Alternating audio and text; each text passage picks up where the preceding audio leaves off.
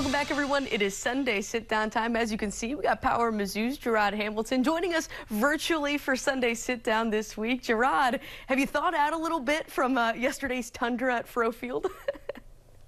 Yeah, that was crazy. It was fun to cover a snow game, but that was crazy. That seemed like a lot more snow than anybody anticipated. But I think it kind of made the game a little bit, better, maybe more fun than it may have been. Yeah. Well, you look at this season overall, you get to 9 wins. Obviously, that was a big goal, back-to-back 9-win seasons now. What's your kind of analysis of, what this season as a whole has been for Mizzou football, and obviously very high expectations coming into this year as well? Man, there's a couple of things. I mean, on one hand, you can go by there's a little bit of disappointment. They obviously had high hopes of making the CFP, but on another hand, when you think about it, it's kind of building blocks to kind of be a contender in the SEC, be a contender nationally. And so I think another goal that I think a lot of people skipped over in the midst of the Cotton Bowl and what they could do in the 12-team playoff is, there are steps to it. So last year it was about, getting the 10 wins, getting 11 wins, winning the Cotton Bowl. Then you have to do it again. You've got to be able to show that, this is stability. This is something that wasn't you're not a one-hit wonder, so to speak. And so I think it's a good season. It's not a great season, obviously, but to win 9 wins, get 9 wins for the 9th time in school history, and have the chance to win 10 wins in a bowl game and have back-to-back 10-win seasons has only been done 2 other times. That's still pretty big for them. Well, obviously the seniors were such a big part of this. They got honored yesterday. Brady Cook kind of felt like the star of the show out there a little bit. What do you think the legacy of Brady Cook, if you could put that into words? It seems like Eli gets emotional every time we talk about Mr. Cook out there. I mean, I don't know what I'll take. I mean, he's literally an Iron Man. Like, I still think, I know we've talked about, he's had the wrist injury, he's had the high ankle sprain, he's had them at the same time.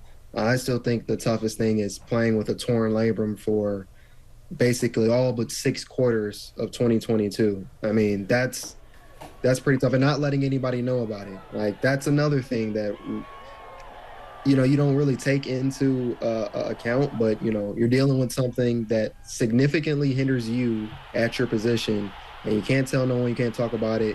Still lead your team to 500 record into a bowl game, and then he just proves on top of that he's a winner. So I think what he's got 25 wins now as a quarterback. I think that's 3rd all time. So it's like he's a winner. He's been the toughest guy on the team, as long as he's been starting. I mean, those are traits that, Coach Drink and MU was trying to build as, like, if you come here, these are the type of guys we're going to, put out, leaders, high quality guys and guys who are willing to do whatever it takes to win football games.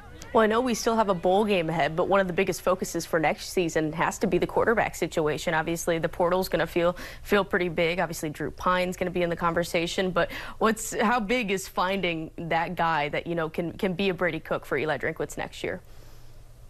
Well, this season proved that not only is this something sustainable, that they've kind of raised their floor from the 500 seasons over and over. Now their floor, what it should be is around 8-9 wins, at the bottom, right? And so getting a quarterback can kind of keep them on track and kind of still keep them in the spot where they're top 25 in the CFP polls all the time, and where they're a contender in the SEC, and they have a whole year's long talk about making the playoff. So I think you hit on QB1 in the portal, or if they're already on your roster, and then that can take you really far. Obviously, you don't hit on QB1, then you got to work around that and see what you can do from there. But that's going to be the biggest key of the offseason, is finding who the next man can be at quarterback. Well, the next step is kind of figuring out opt-outs. Obviously, last night we heard from Johnny Walker Jr. It sounds like he's planning to play in the bowl game. You'd expect to see Brady Cook. As far as bowl games go, what have you been seeing projections-wise? I've seen everything from the Gator Bowl to the Las Vegas Bowl. It seems like it's kind of all over the place a bit right now.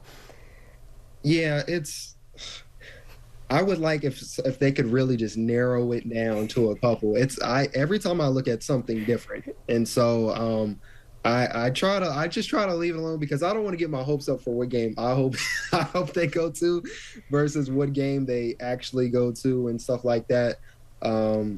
we still got another week and some change before we figure that out, or maybe it's just a week. I'm not sure, but there's been tons of projections. You got the Vegas, the Gator. What else is there? There's Music City. There's a lot of things going on, and kind of got to see after the CFP rankings come out and the championship games for conference championship games to kind of see where everybody is at and where Mizzou can possibly go. Well, I've talked to some other people on this Mizzou beat about how big this offseason is for Eli Drinkwitz when you look at the transfer portal and you look at bringing in a signing class. From your perspective, how big do you feel like this 2024 going into 2025 offseason is for Coach Drink?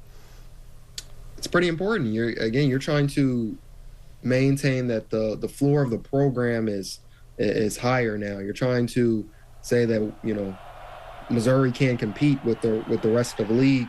And this league it's always tough. Every team is trying to get better.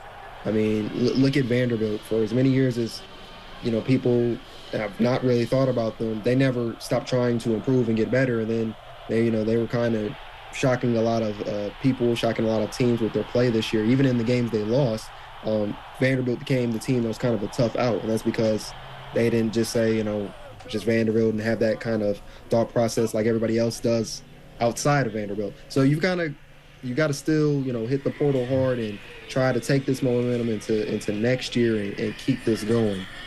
Well, Jarod, I appreciate you making some time, especially after that frigid game yesterday. I hope you get some rest this week, man. Appreciate you. For the rest of you guys, we'll be right back after the break.